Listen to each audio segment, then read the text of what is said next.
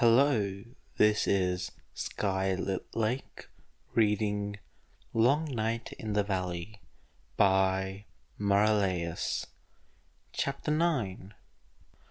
But what if it's the hospital? Inko asked, still staring at the phone, cheek cupped in one hand. What if it's an emergency with one of your patients? It could be important. It wasn't. Mostly because nothing could possibly be as important as dealing with Midoriya Izuku.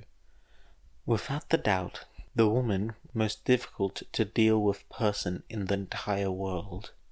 It was no reflection on her personality, but rather on her unique position. Kuraki could cope with rapid villains. He could handle heroes cursing him. He could even converse normally with All for One. But then, compared to this woman, All for One was easy. As long as she wasn't part of the picture, all Kuraki had to do was follow orders. When she did, every interaction became a balancing act between All for One's previous orders and not upsetting her. Kuraki was too valuable to All for One for the man to kill him, which only meant that Kuraki had been on the receiving end of some truly creative punishments in the past. Midoriya Izuku once threatened to pull his pancreas out of his nose if he ever spoke like that to her son again. Truly, she was a match for All for One, who had threatened much the same thing only hours later, despite the fact the results presented had been ordered by him. This was truly a terrifying situation, and he had to face it without even little Johnny at his side. How pitiful. Really, said Izuku, I think you should answer it. Maybe it'll give you some idea about how we can help Izuku.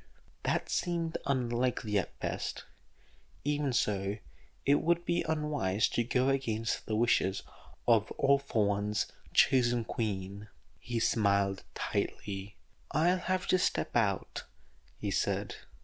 Of course, said Izuku, nodding.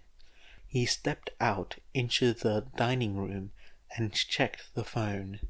It was Shigaraki Tomura, because of course it was.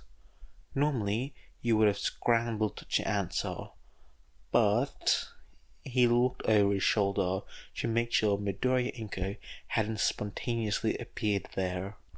One way or another, he feared he was going to die today. No, he told himself, focus on the positives. For example, Midoriya Izuku seemed to have taken quite well to the longevity quirk All for One had slipped her while they were dating. Very well indeed. He'd already known that, of course, but it was good to see it in person. All for One's youngest son was now in conflict with the heroes, even if he was still clinging to All Might's emaciated skeleton.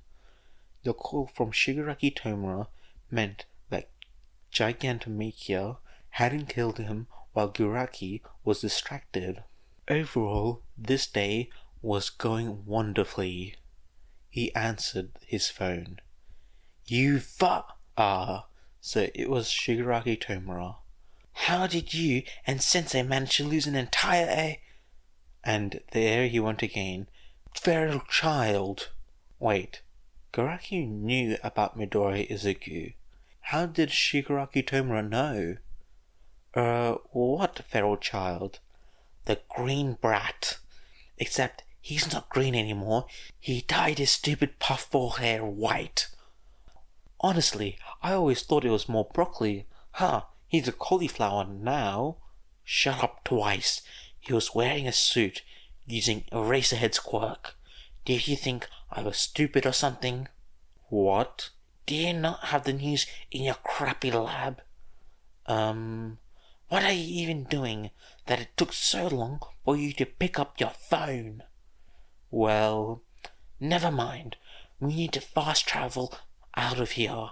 This place is crawling with heroes, and the giant boss is going to wake up soon. I can't, said Guraki. I'm not in the lab. It wasn't quite silent on the other side of the line. What do you mean you aren't in the lab? A pause. What are you doing, old man?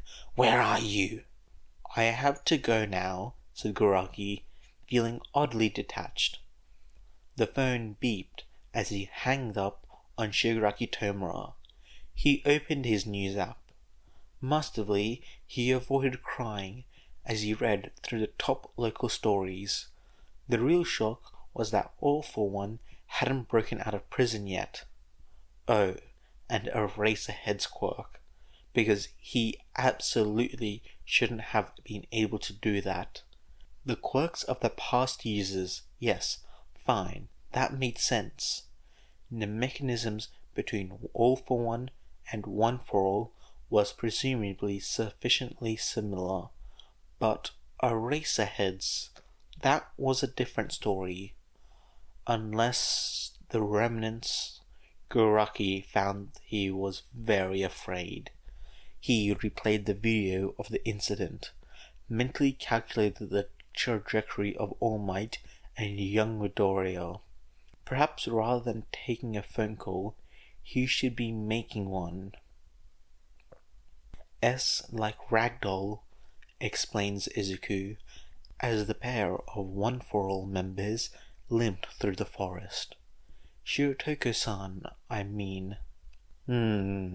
Said Toshinori, lifting Izuku over a spot that would give his sprained and swollen ankle some difficulty.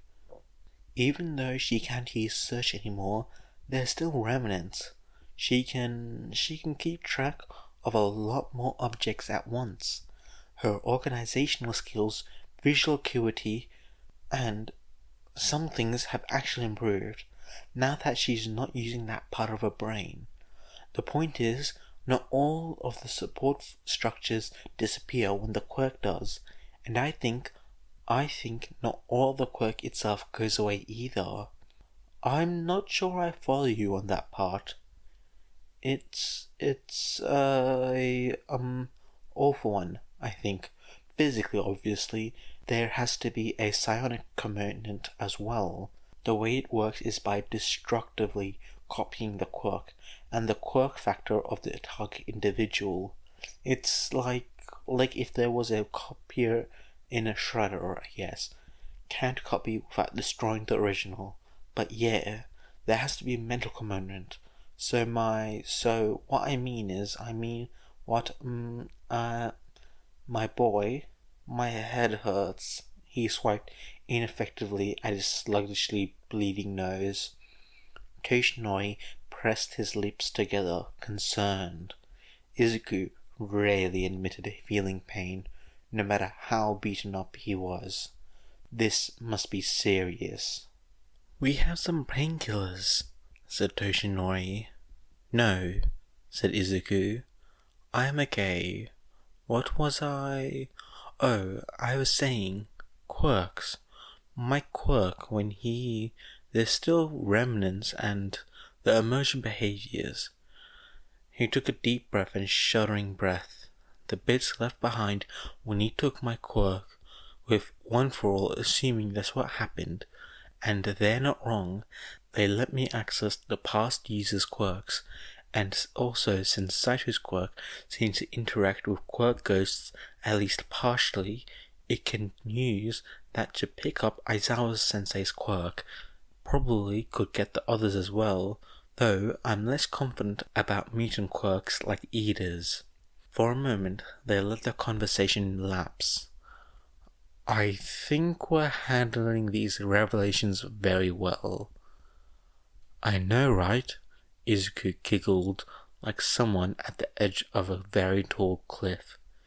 Anyway, One For All uses more of a passive copy mechanism, but I guess there's something wrong with its writing mechanisms, unless the stockpile quirk just takes up all its time, or something, or there was a problem with interpretation, or the others are wrong about me having a quirk, and it's really just one for all, finally processing and writing in the other quirks. Maybe I'm genetically closer to one than any other others? Izuku's breath caught. Toshinori? He whined. It hurts. What does? Everything, said Izuku. My head, my eyes. He'd mostly relied on Toshinori's vision while navigating through the forest, since, using Aizawa-sensei's quirk, he'd barely opened his eyes. We've made some distance since we've landed, said Toshinori. Why don't we rest for a little while longer? We can't, protested Izuku. We're still too close. Izuku, you're suffering from quirk exhaustion. Oh, said Izuku. Oh, I guess I never felt it before, because I just break my bones first. Toshinori visibly cringed.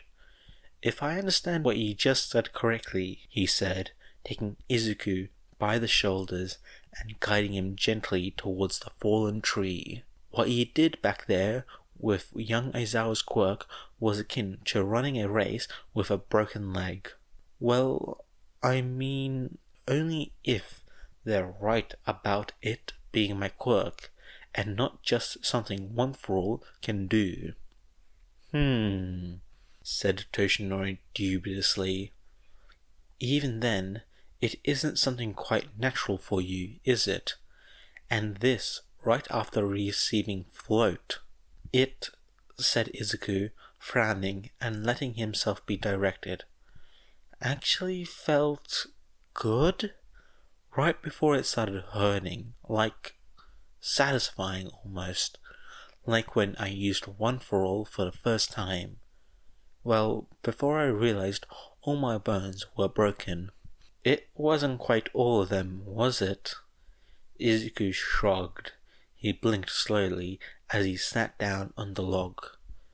It's cold.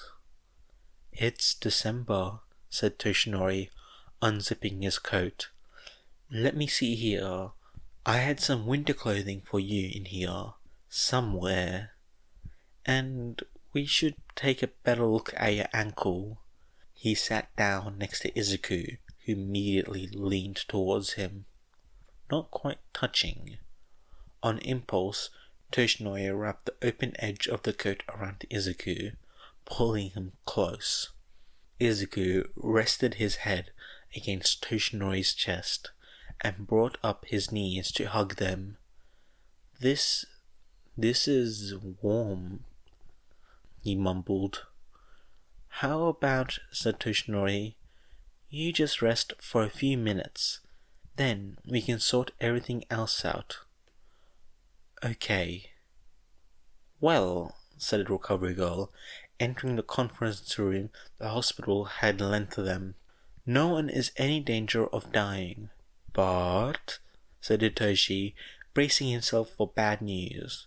No but, they're all fine, beyond not waking up, but you already knew that. So, she hopped into a seat at the table they'd all squeezed around. What have you found out? She directed the question to Hizashi, who had his head in his hands, his elaborately styled hair almost hitting Jiro and Kaminari, who were sitting across from him. Midori has a sentient quirk, and no one bothered to mention it. I'm not sure Midori knew, said Tsuyu. It does seem like something he'd mention. I don't know, said Kaminari. He is like weirdly cagey about his quirk. Tokiomi crossed his arms. He may have shrouded it in darkness. Possessing a sentient quirk casts one into the shadow of the Commission's regard. Huh? People with sentient quirks are monitored by the Hero Commission, said Hitoshi. Just like people with villainous quirks. He was not hiding, miss, said Ayama. That's absurd. He was simply a late bloomer like myself. Does it really matter if he knew or not? Asked Jiro. Everyone has stuff they'd rather not tell other people. She's right, said Kayama-sensei. Well, said Yaozu, we're going to try and help him, aren't we? There were murmurs of agreement. But how? Overthrow the government, said Jiro. Start a social media campaign, said Kaminari at the same time. They look at each other. And you call yourself an anarchist, scoffed Jiro. In my defense, I never called myself an anarchist, shoots back Kaminari. As much as I like the idea of overthrowing the government, the social media idea is probably more doable, said Hitoshi. I mean, there's only 14 of us here. What are we going to do against the government? As much as I hate to say it, said Kayama-sensei, we do have more resources than just the people in this room, like the person who sent us to extract you in the first place. You mean, said Shoji, voice hushed, the rat god? Kayama-sensei blanched. Where did he hear that? All the students, including Hitoshi, pointed at Hisashi, because, really, she should have known that. Actually, wait. One of them hadn't, and hadn't said buried his face in his hands. That was Koda. Yeah, Koda. What's up with him? Asked Hitoshi. Mineta snickered. A baleful collective glare was turned on him. What? He whined. Ayama sighed. Miyami, Midoriya once asked him if he could control our fantabulous Principal Nezu, since Principal Nezu is technically an animal. Ever since then, continued Yaozu, he has a crisis whenever the principal is brought up. Man, said Kaminari, nodding in Hitoshi's direction. I bet if Midoriya was here, he'd ask you if you could control Principal Nezu, since he's not human. That was a good question. Speaking of Midoriya, said Sato, as if they hadn't been doing exactly that all along, I don't think we can overthrow the government without him. He's our plan guy usually. Even with Nezu? Asked Hisashi. The members of Class 1A seemed thoughtful. Maybe. Yeah, maybe. Wait, said Mineta. We're all serious about that? I thought it was a joke. Okay, said Yaozu. Perhaps we should discuss our other option first. Oh, said Aoyama, we could become vigilantes. What? What would be the point of that? Asked Hitoshi. Aoyama did not have an answer. Hisashi's phone started ringing. Oh no, he said. It's him. Does he know I've been calling him the rat god behind his back? Probably, said Kayama-sensei. But I don't think that's what this is about. Hisashi answered his phone. Hey, Principal Nezu, what? Oh, yeah, we were planning on that, but we weren't sure. Yeah, I'll tell them. And he went pale. You already knew about that? Yep, okay, I see you soon? He cringed as he hung up. He wants us all back at the school before the commission decides to interrogate us. Also, he said check the news. It's just gonna be more slander of Midoriya, said Jiro, looking at her phone. Why both? Oh. Still can't believe they think Midoriya kidnapped All Might, mumbled one of Shoji's free mouth hands as Hitoshi unlocked his phone.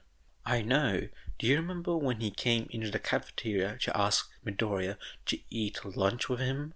Asked Kaminari. Which time? Asked Dark Shadow, cackling. It was cute, Kero, said Asui. I have pictures. We can use them for the social media campaign. Hitoshi's news app loaded. He looked up, met Jira's eyes. Judging by her pale face, what he had seen wasn't a hallucination. "Am I a dog, a mouse, or a bear?" chirped Nezu as he answered his phone. "One thing's for sure, I'm Principal Nezu. How can I help you, Mr. Hero Commission President?" "I'm sure you're following the news," said the President. "Of course," said Nezu, patting Eri's head. She's been staring at his phone like a predator faced with prey since he answered. They had indeed been watching the news. "We need Midoriya Izuku's medical records and the blood sample you have from him. You should have it ready by the time our investigators arrive." "Oh, investigators?" "To search Midoriya Izuku's personal effects for clues. You should also prepare Chisaki Eri, Togata Mirio, and teachers involved in Midoriya Izuku's education for questioning." "Thank you for giving me the heads up, Mr. President." There was a suspicious silence on the other end of the line. "What are you planning?" "Nothing at all." "You aren't going to win this fight." "What fight, Mr. President? Aren't we both on the side of heroes?" "If you get in our way, I'll make sure your precious school goes down with Midoriya." "Oh, ho, ho, is that a threat, Mr. President?" "A promise. Public opinion isn't something you can think your way out of, and UA has been on thin ice since the attack on the USJ." "I see," said Nezu, fighting against the urge to bare his teeth and snarl. "In any case, I will not stand in the way of the law." "Good." The line went dead. "Oh dear," said Nezu. "He really doesn't understand me at all." "What are you doing?" "What are you going to do?" asked Eri. "Follow the law." Eri scowled. "Bothering by the book, sir?" asked Togata, who had been hiding in Aizawa's kitchen, baking. "Oh yes, the good heroes who were here earlier had the authority to request a piece of Midoriya-kun's clothing, but what Mr. Hero Commission President is asking for is quite different." "How?" asked Eri. "They need certain forms and paperwork in order to force me to do so much as let them in the front gates, which cannot, of course, be opened to outsiders by teachers without my express permission. And if I am involved in an emergency involving one of my wards at the time—" "That's me," said Eri, bouncing on the couch. "Indeed it is." "So," she said, "I've got to be in a emergency?" she asked, carefully sounding out the word. "You don't need to do anything," said Nezu, "except say that I was occupied with you when the commission representatives arrived." Eri nodded very seriously.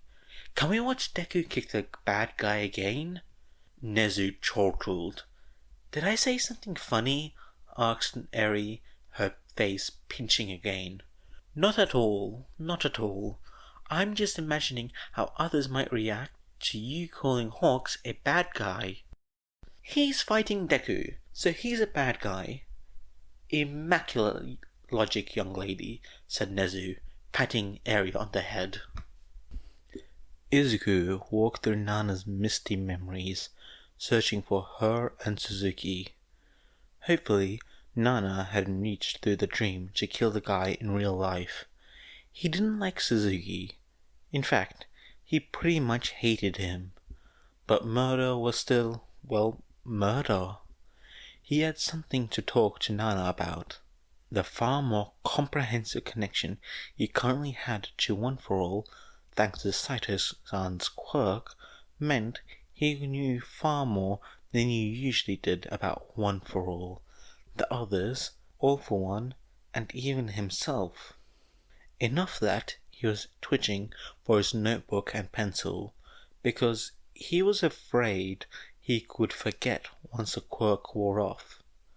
One of the things he knew now was that One for All had usability adaptations. Little things that tweaked the user's body and subconscious in such a way that made the quirk actually viable. Required secondary powers, to use an older term. Common one was the heat and burn resistance most fire users had. Bakugo had lighters in his palms to set his sweat off. Tokomi had amazing night vision. Hagakure was resistant to cancer.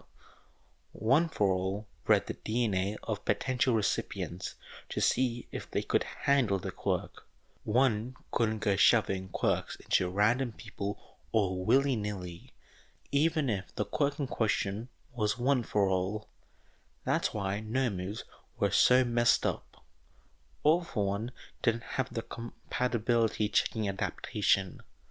But since compatibility here was a function of both mentality and DNA, that meant... "Were you ever going to tell me that we're all related?" he asked Nana. Speaking of which, he pointed at the memory shade of young Gran Torino. "How is it that everyone I'm related to is so tall? Why are Mum and I midgets? And where did the green hair come from? I'm having a crisis." Nana chuckled, but it was a sad sound. "Thanks for trying to cheer me up, kiddo. The effect would have been better if her boots weren't stained with blood." "Okay, but seriously," said Izuku, sitting on the rail next to Nana. They watched the memory play out. "You guys all knew. Why didn't you say anything? I think Toshinori would be happy to be related to you, even if it's only tangentially. But would he be happy with the other part? Huh? Being related to him. I think he'd overlook that. I mean, One was related to him too, so it doesn't really matter. And I'm..." He faltered. They had yet to confirm this particular thing. "You should talk to 1 and 4, suggested Nana, gently. "Their perspective is probably closest to yours." "Will I have time?" "As long as we're with you. Eventually," said Nana. "This," she gestured at the dreamscape, "changes things. You know this feeling now. You won't forget it." Izuku nodded. "Should I call you Grandma now?" "That makes me feel old." "You are old." "Ouch, kid, but sure." "That aside, I do want to know where the green hair comes from." Nana sighed. "It's from me. I used to dye my hair. Then I got a stylist to permanently change it with a quirk." "But why?" Nana slumped sideways. "The kids at my school, they were always saying, 'Oh, Nana, you're so green, just like your name, Green Vegetable Nana.'" A memory plays in the background. "Name-related trauma is something we have in common." "Unfortunately." "So, Suzuki?" "Under that rock." She pointed to a massive boulder. Izuku sighed. "What are we going to do with him?" "Your call," said Nana. "Does it have to be?" Gigantomachia shrugged dirt and trees from his shoulder and sniffed the air. The radii around his neck cradled as the doctor stopped transmuting. This, he decided, catching the scent of the Little Lord, was a joyful day. Only once before he received the privilege of smelling the scent. That day was eternally carved into his memory. The Little Lord had been so small, but so smart, so cunning, so much better than Shigaraki. Makia wondered if he would still be small, or if he had grown up to be as big as Lord, or even Makia. Probably he would not be as big as Makia. Still, how wonderful.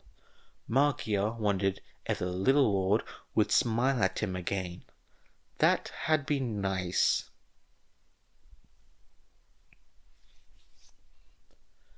Hey guys, I hope you guys enjoyed this video. This chapter was the theories. Shota was right in his theories. All those related theories, they're all connected. Also, I love the hints to Izuku's quirk. Like, you can see, if you read between the lines, which you need to read between a lot of it to understand it, but from my interpretation of it, he has some kind of copy quirk which fits in with him being related to All For One.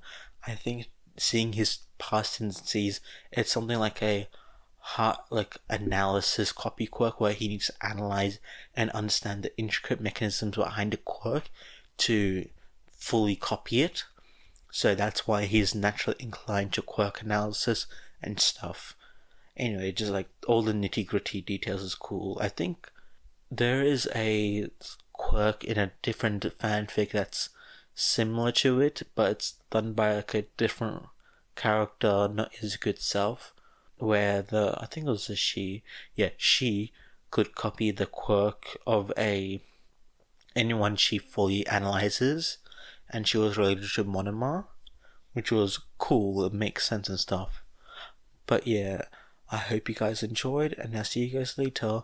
Bye!